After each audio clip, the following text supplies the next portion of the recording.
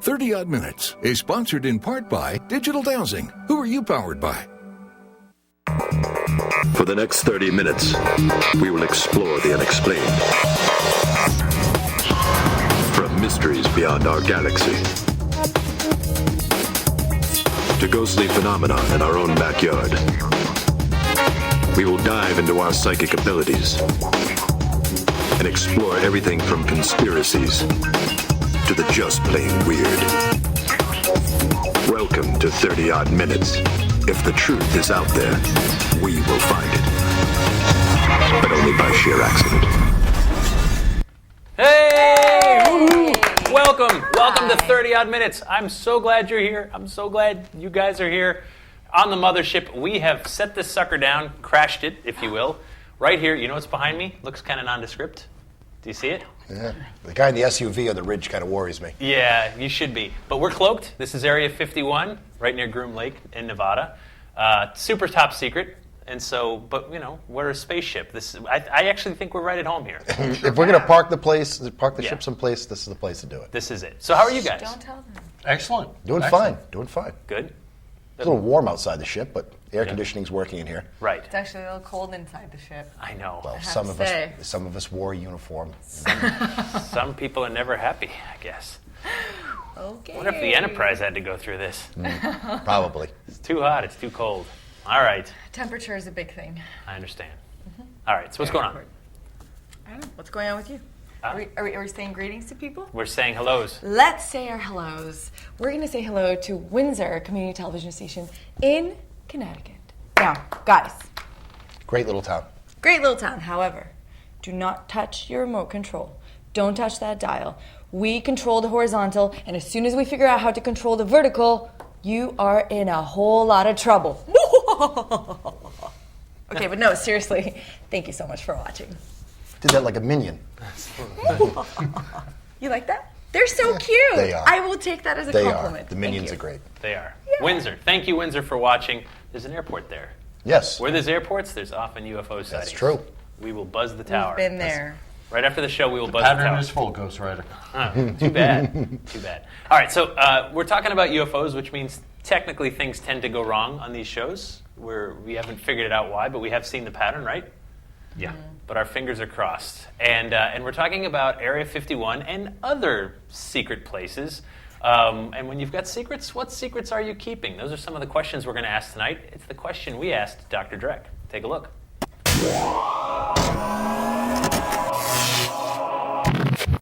Greetings, oddballs, Dr. Drek here, and I'm about to explode the story about what's really in Area 51. I constructed my own super satellite that I sent up, and it's got this super zoom lens that can actually see through buildings, and I am now going to show you exactly what we found. I mean, look at this. They have their own alien lounge, and they can drop by their own alien convenience stores to pick up who knows what.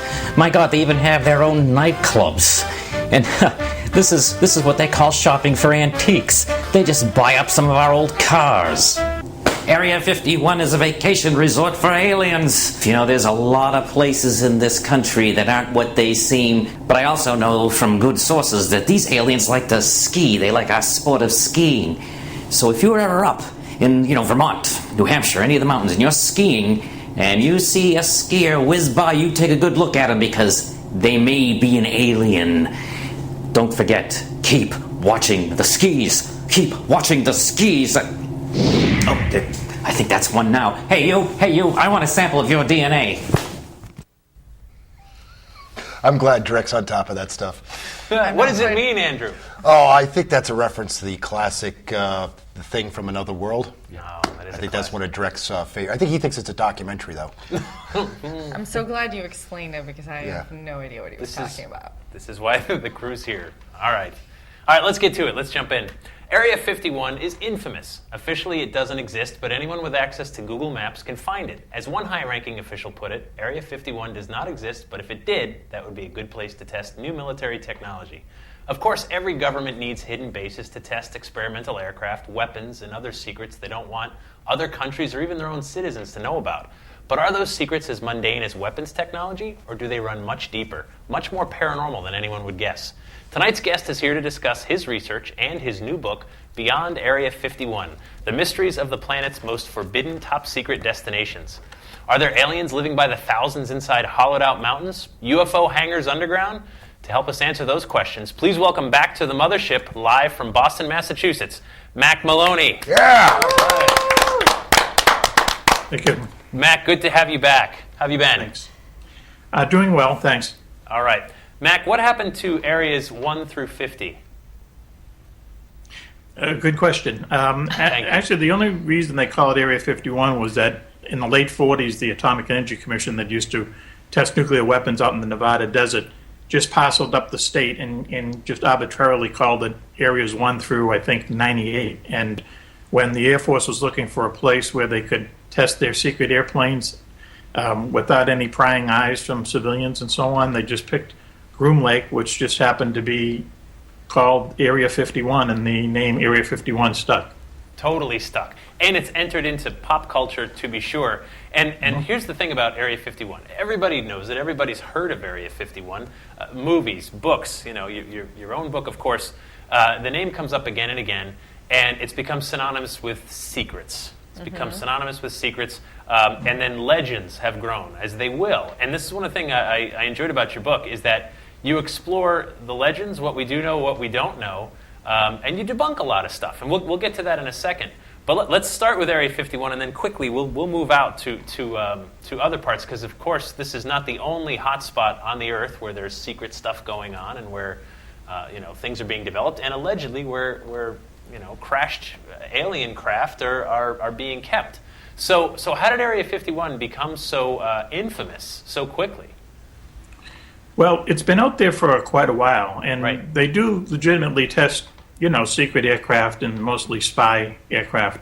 And then in the late 80s, a guy named Bob Lazar, who claimed that he had worked there, did a series of television interviews at a Las Vegas news station, and he was the first really to claim that in addition to testing these secret weapons, that the U.S. government had UFOs out there, crashed UFOs, actually in a place called S4, which is about 20 miles south of Area 51.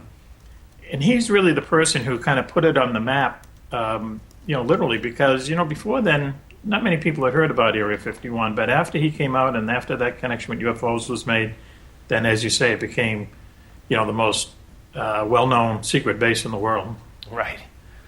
So now your book explores, like the title suggests, beyond Area 51, alien technology. That's something that we've been talking about since the 40s. Do we have it? Is it hidden? What's going on? Let's start with Dulce Mountain on the Colorado-New Mexican border. We're talking about, the story goes, a hollowed-out mountain that some claim contains thousands of extraterrestrials performing what kind of bizarre, functions in there? Mm-hmm. Well, that's a story that was actually started by the Air Force itself. There was a gentleman named Paul Benowitz who lived next to Kirtland Air Force Base in New Mexico, who just kind of stumbled upon a couple of classified programs having to do with hiding nuclear weapons from storage areas from Russian satellites going over, and also the first flights of the stealth fighter. And he went to the Air Force and he thought that what he had uncovered was some UFOs who had their eye on these nuclear storage sites. And they could have easily just told him, no, these are classified, and have him sign a security document. They didn't. Instead, they fed him all this crazy information to kind of put him off track. Mm-hmm. And some of the crazy information, had to do with this Dulce Mountain, and where they told him that aliens were inside Dulce Mountain, and he believed them. And since then, the story has just grown to now there's supposed to be 50,000 reptilian aliens living in Dulce Mountain, and they're going to make us slaves and to bring us to the moon and to Mars to work on their colony. So we're being bred, we're being have mind control to become slaves of these 50,000 aliens that are living in a mountain in New Mexico.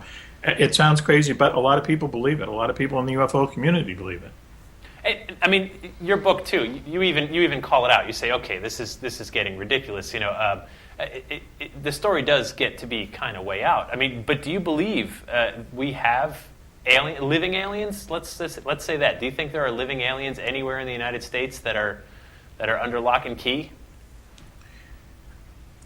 No, I don't, to tell you the truth. I don't believe that there's any living aliens. I don't believe the U.S. government has crashed UFOs or has reverse engineered any UFOs. Now, I do believe that the U.S. military knows more about UFOs than they're telling us, but I don't think they know where they come from. And I really doubt whether we can believe these stories about crashed UFOs and people seeing them, even though we do a couple stories in the book, especially one about Jackie Gleason and Richard Nixon, which, when you look into it, there seems to be a lot of evidence there. But the only reason I say it is that, if they had, let's say, the crashed remains of the Roswell UFO, that was so many years ago, why don't we see the results of this technology or the reverse technology that they're supposed to be getting from these things? We're still shooting rockets into outer space using, fire and fuel. I mean, if we had something like an anti-gravitational device as far back as the 40s or the 50s, why haven't we seen it yet? So you just don't see the clues that they have any kind of alien technology under their control or aliens actually living here. That's my opinion anyway. Sure. So, that's fair. I think it's really interesting that when something is secret, then all kinds of stories come out with people making up all kinds of things. And I like it that you are kind of debunking all the myths, and also that you're quite straightforward, because really the big thing is that people think there are UFOs there, and you're saying no, there aren't. So can you what do you think is happening there? What are the kind of interesting things that we would want to know about that are actually realistically going on at Area 51? Even beyond Area 51. I mean, right. the secret base is nearby. Sure, yeah. Right. Well, the government is always the military is always testing secret weapons, and only 1 out of every 10 secret weapons that are tested actually, eventually become a weapon system, and when we eventually get to see it. And the stealth fighter and the stealth bomber are 2 examples of that. But to get to those 2 airplanes, they had to test, up to 18 things that didn't go right. And a lot of these things people see flying over, they can't recognize them. People couldn't recognize a stealth fighter until they actually saw it, or a stealth bomber. I mean, anyone who saw that and had no knowledge of it, they'd naturally assume it was a UFO. So this stuff has been going on a lot since the 40s. Sorry to interrupt, but on that note, do you know of any sightings that have actually happened in that area that you think were just perhaps an aircraft being tested versus an actual real sighting? I'm sure there's hundreds of those. Yeah, it really is hundreds of them, because people are so far away. Like, let's take Area 51 for instance.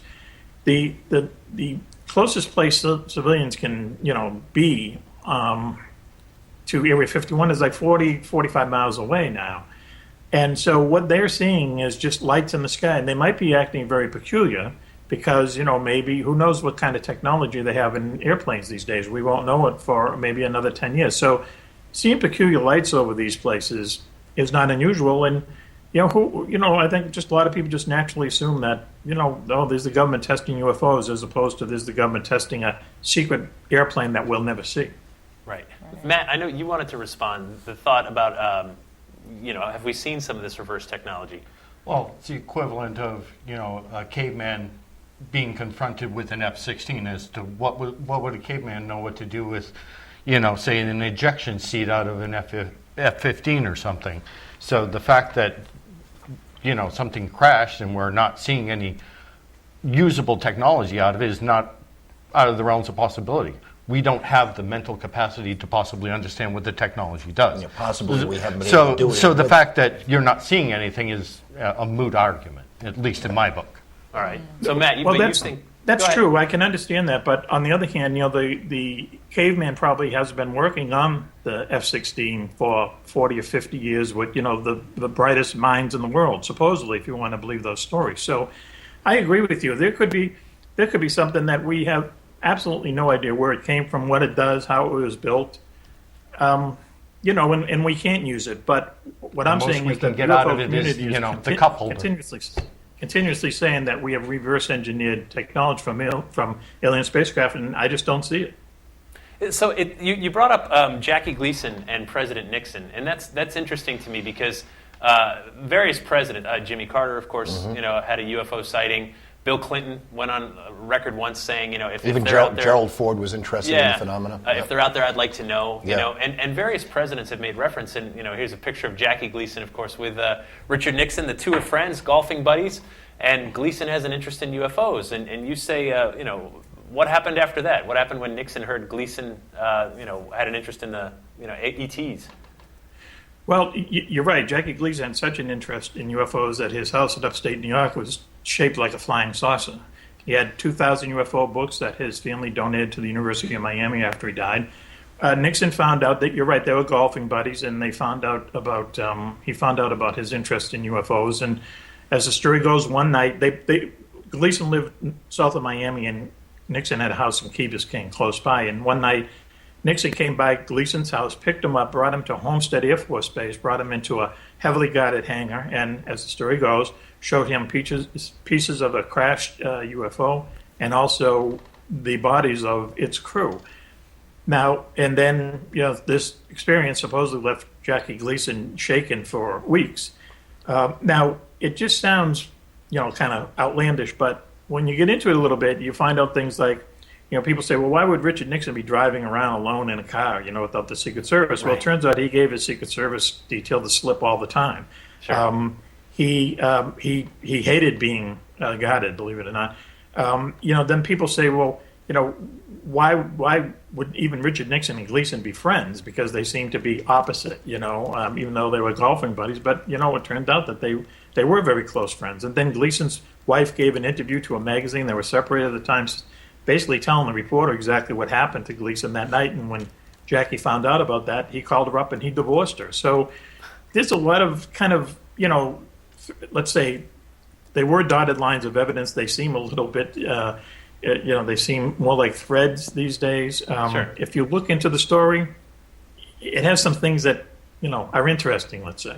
Right, of course. And that's the way a lot of these things go. Go ahead, Matt. I was going to say a friend of mine is Larry Warren of the Bentwaters Incident, and he was very good friends with Jackie Gleason, and Right. Warren verified to me, along with not only pictures but audio tape of Gleason talking about this. So I can verify that he did say this to other people. So he saw something he couldn't explain. He did say the story. Whether it's true or not is still up Right, for debate, sure. but it is something that he did say. Hey, if I'm president of the free world and I know there's UFOs, Matt, I'll take you. I will take you. We're going to get a case of beer and we're going to go. I want to go. I'll vote for you just for that reason, All right, Jeff. come on. So I've got 3 votes. All right. Just to go see the UFOs. Almost there. I think everybody who watches the show is going to vote for you 9 for that votes. reason. 9 votes now. That's Yes. good. All right. Hold tight, folks. We got to take a break for the news. When we come back, we're going to talk more beyond Area 51. Let's get out of the country. Let's visit some other countries and see what secrets they have. Right after the news.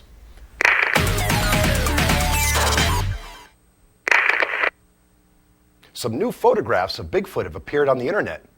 A woman identified as Angelique Christensen said she posted these interesting photos after getting permission from the person whom she says took them. Apparently, the person who shot these pictures wants to remain anonymous. Christensen wrote in her post that the images were taken on July 4th, 2013, by a man who was fishing with his family and friends on Table Rock Lake in Missouri. Her posting drew immediate attention and received responses from people who felt that the photo showed either a bear or a man wearing a hunter's ghillie suit. Christensen expressed her thoughts on these theories and said that this animal appears too tall to be a bear walking on its hind legs, and a hunter would have needed a boat to get to the location where witnesses all say they saw this creature. You have to admit, the story is a whole lot better than the guy who thinks he found a fossilized Sasquatch head in the desert. I'm Andrew Lake, and oddly enough, that's the news. I have that same fossil in my backyard. Yeah, I think we all do, after a few beers.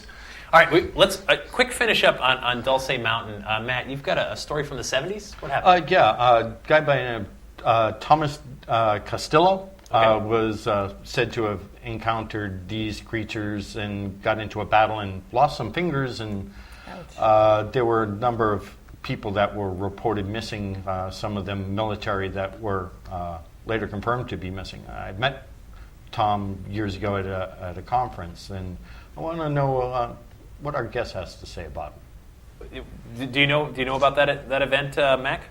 I don't know about that specific event, but it's one of many. There are many, many stories having to do with Dulce Mountain. There have been books written about it, DVDs produced, people give lectures, people make a living just giving lectures about it, and it's a popular topic.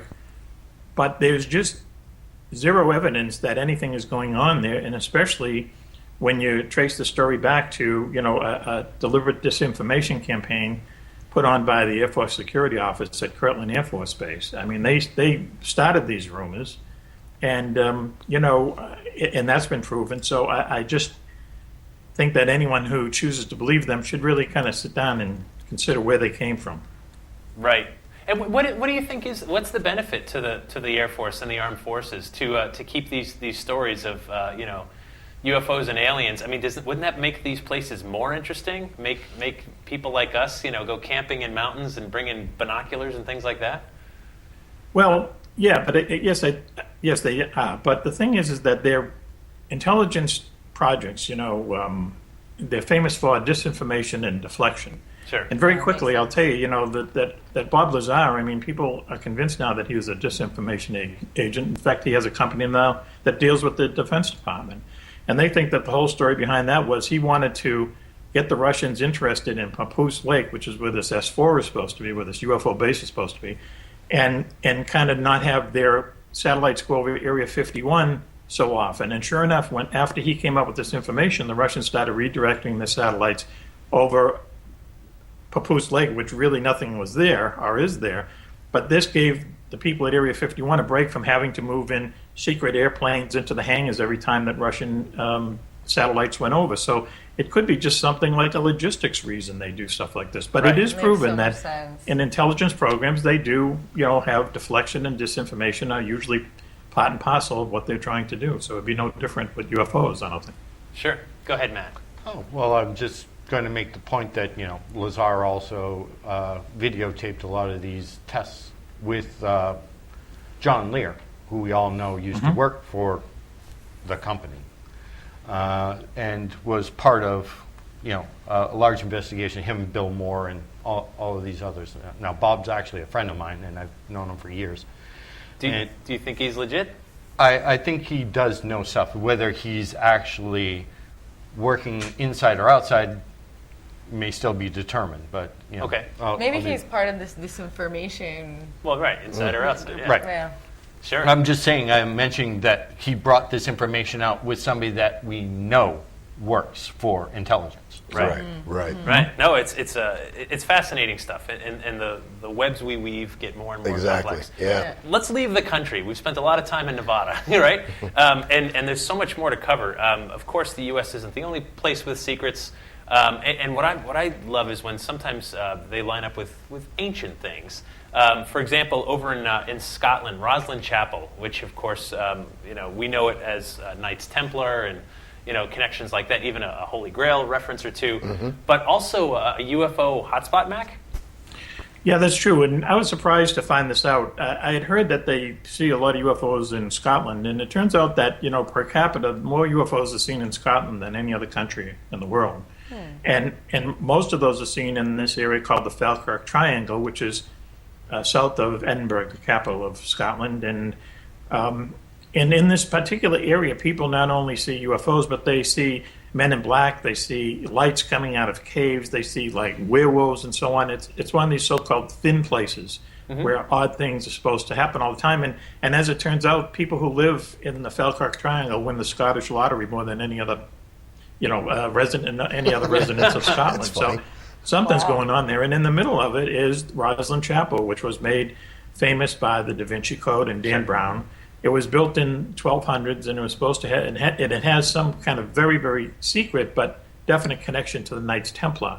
And it also has strange things like carvings on the wall of corn, which people in Europe didn't know about until Columbus discovered America. So 200 years before people knew what corn was, the people who built Roslin Chapel were carving it into the side of the into the pillars of the chapel.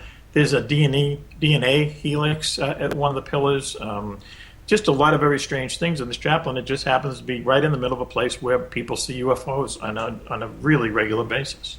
That's the part that interests me the most, is when we do our best when new information comes in. There's a great documentary about the first white people to land. I think it was Papua New Guinea, or where they were revered as gods. They came down from the sky in airplanes, and were revered as gods. Yeah. And how would we interpret these things? Sure. 2,000, 5,000 years ago, if they were coming down, they would be deities. They would be. I mean, Eric von Daniken's Chariot of the Gods, of course. I mean, that's he uses Zachariah that. Stitchin. Right. I mean, using these things to explain, and so when it starts to get incorporated, and we did a whole show on religious art that had UFOs in them, saucers, and all kinds of strange things that seem completely out of time and out of place. So this stuff does come up. So Australia, let's hop down there. There's a particular road in Australia, the Null Arbor Plain. We've got a photo there. Nice stretch of road. So there's actually signs, Mac, on the side of the road warning people about UFOs? Right. Yeah, the Nullarbor Plain, that highway you're looking at, is the straightest highway in the world. It goes on just for, I think, something like 140 miles without a turn or a bump or anything. It goes through a desert that stretches from central Australia to Western Australia. And a lot of people, drive it, but they drive it at night because it gets brutally hot there during the day. There's nothing out there, just the desert. But so many people have been attacked and harassed by UFOs while driving on that highway that they set up a sign that basically says, driving on this highway, you may be attacked by a UFO, will be hazardous to your health or whatever.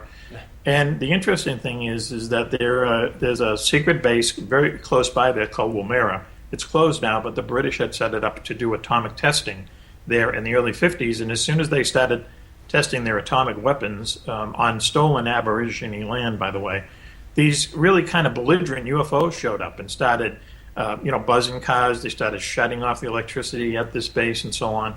And then right north of that is a place called Pine Gap, which is right in the geographic center of Australia. And it's a huge NSA listening station where a lot of people see UFO activity as well. So all of these secret bases we deal with in the book, all of them pretty much have some kind of a UFO history attached to it. And that in itself is kind of interesting. And how do we explain that? It comes up again and again. Places with nuclear capabilities, and so on, attract UFOs. They come there, and like you said, they have the ability to shut off cars and do things that us regular folk can't quite comprehend. Do you think there's something to it, or is this just technology we're going to find out about in 15, 20 years that's very much available to certain governments now, or do you think? Do you accept the possibility this could be from out of this world? Well, whatever UFOs are, and no one really knows what they are. I mean, everyone just assumes that they're from outer space, but they could be time travelers or whoever. But they definitely have some kind of, it's documented, they have some kind of interest in, as you say, nuclear power plants, nuclear weapon sites, missile sites. It's not just here. We do a story, a chapter about Kapustin Yar, which is a secret base in Russia, which UFOs are around all the time. They have massive UFO sightings there. In the UK as well, and at the Navy's Area 51 down in the middle of the Bermuda Triangle. The Navy built their secret base in the middle of the Bermuda Triangle on the Andros Island in the Bahamas, and people see UFOs there all the time. So each one of these bases have some kind of UFO history. We can't explain it, we just kind of document it. Right, and that's what's so interesting. I know last time you were on the show, we talked about UFOs in wartime. And you had mentioned, the notion that maybe these are time travelers, which would explain possibly why they're taking an interest in us. Self-preservation would be a good reason, because why would aliens from another planet care if we blow ourselves up, right? Good stuff. All right, Mac, thank you so much. We've come up right up to the end. The book is called Beyond Area 51, a great read about all kinds of different mysterious places. Area 51, just one of many, many, many around the world. Thank you so much for joining us. All mysteries explored here. Folks, go to our website, 30oddminutes.com. Like us on Twitter. Like us on Facebook. Check us out on iTunes. You can download the shows, past archives for free, and on YouTube. Until next time, from us to you, stay odd.